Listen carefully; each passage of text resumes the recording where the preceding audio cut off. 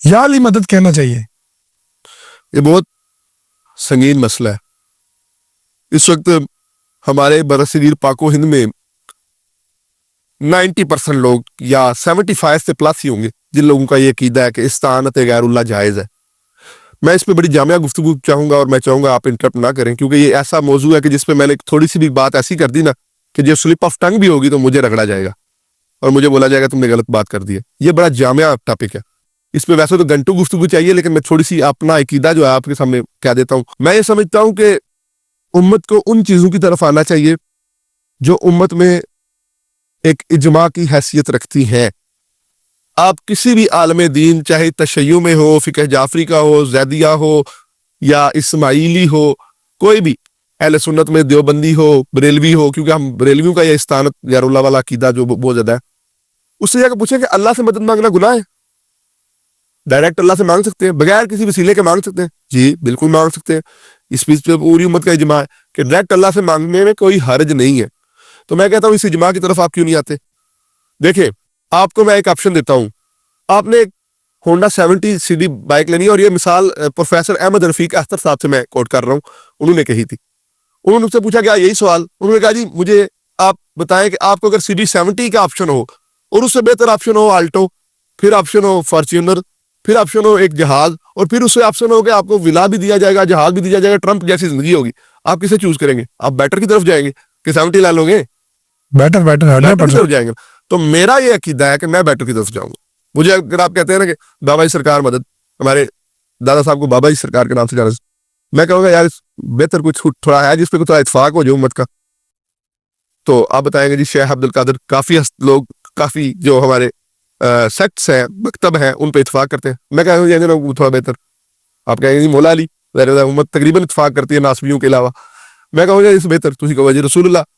میں کہتا ہوں جی ان سارے معاملوں سے نکل کے اگر مجھے ایسا کہ جس پہ کوئی اختلاف نہ ہو تو آپ کہیں گے اللہ کی مدد، تو میں اس طرف جاؤں گا۔ اچھا، غیر اللہ سے مدد مانگنا بڑا کھلا قرآن میں آیا ہے، ایاک نعبد و ایاک نستعین، اور اس کے علاوہ فلا تدعوا مع اللہ احد امن یجیب المضطر اذا دعا ویکشف السوء ویجعلکم خلفاء الارض الہکم مع اللہ۔ یہ ساری صورتیں جو ہے، میں تو قرآن پڑھ کے یہ سمجھا ہوں کہ غیر اللہ آپ کی اللہ مدد کرتا ہے، اسباب کے ساتھ کرتا ہے۔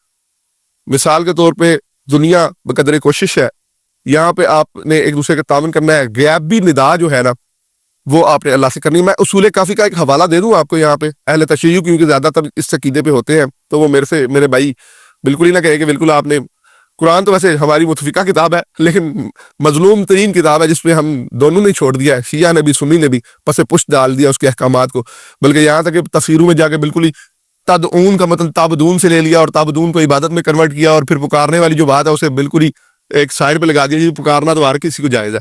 دیکھیں، امام جعفر الصادق آپ سے روایت ہے، آپ فرماتے ہیں توبہ لمن اخلص للہ الدعاء والعبادہ، اور ایک جگہ آپ فرماتے ہیں الدعاء هو العبادۃ التی۔ آپ نے فرمایا کہ جو خوش قسمت کون ہے؟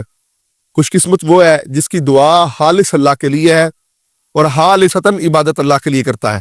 دوسری جگہ آپ نے اصول کافی کے کتاب الدعاء میں ہی فرمایا کہ جو دعا ہے وہ عبادت ہے، اور آپ کو پتا ہے ہمارا بنیادی عقیدہ ہے جس کے بغیر کوئی مسلمان کہنے کا اہل ہی نہیں ہے، لا الہ الا اللہ، عبادت صرف خدا کی ہے۔ میں سمجھتا ہوں کہ اگر اس چیز کو اتنا کھلے عام اور اتنا کھلا کر کے واجگاف کر کے پیش کیا جائے تو قرآن حکیم کی جو نص قطعی ہے میں تو اس کا انکار نہیں کر سکتا۔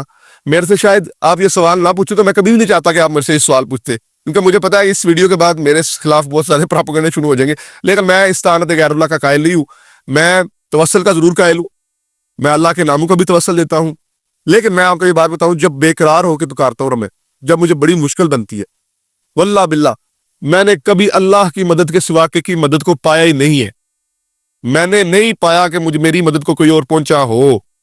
اور دیکھیں صحیفہ سجادیہ امام سجاد کی کتاب ہے، میں نے پڑھی ہے الحمدللہ، میں وہ دعائیں مانگتا بھی رہتا ہوں، ایک دعا سنگل بھی ایسی نہیں ہے جس میں ربنا سے نہ شروع ہوئی ہو اور کوئی ایسی غیر اللہ سے مدد مانگی گئی ہو۔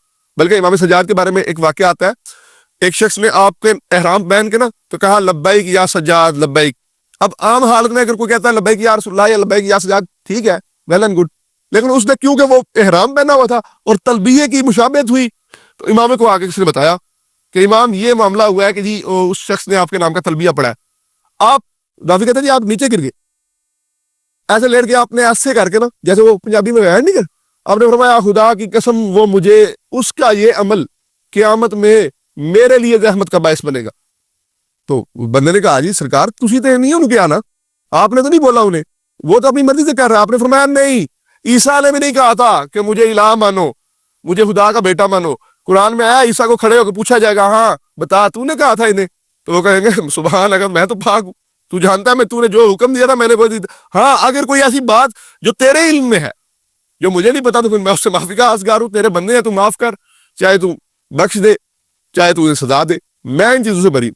یہ ایسی چیز ہے جن کے بارے میں انبیاء علیہ الصلوۃ والسلام بھی کہتے ہیں کہ یہ ہم اس چیزوں بری ہیں.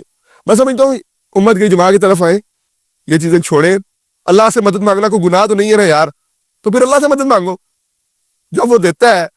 ہاں بغیر وسیلے کے بھی دیتا ہے, بغیر مانگے بھی دیتا ہے, لیکن توسل ڈال لیں. بالکل آپ توسل کریں, اللہ میں تیرے محبوب پاک صلی اللہ علیہ وسلم کا وسیلہ دیتا ہوں, میرے گناہ بڑے ہیں, میں بڑا گناہ گار ہوں, تو یا اللہ تو اس طرح کر دے کہ میرے گناہوں کو نہ دیکھ, اس رحمت کو دیکھ کہ میں تیرے نبی کی نسبت رکھتا ہوں, میں ان کا امتی ہوں, یا میں اگر آل محمد ہوں میں ان کی اولاد میں سے ہوں, تو یا اللہ اس نسبت کو دیکھ اور تو میرے پہ رحم فرما کہ تو بڑا رحم فرمانے والا ہے, مجھے معاف کر دے اور یہ بھی التجا قبول فرما. بالکل افضل ترین دعا ہے.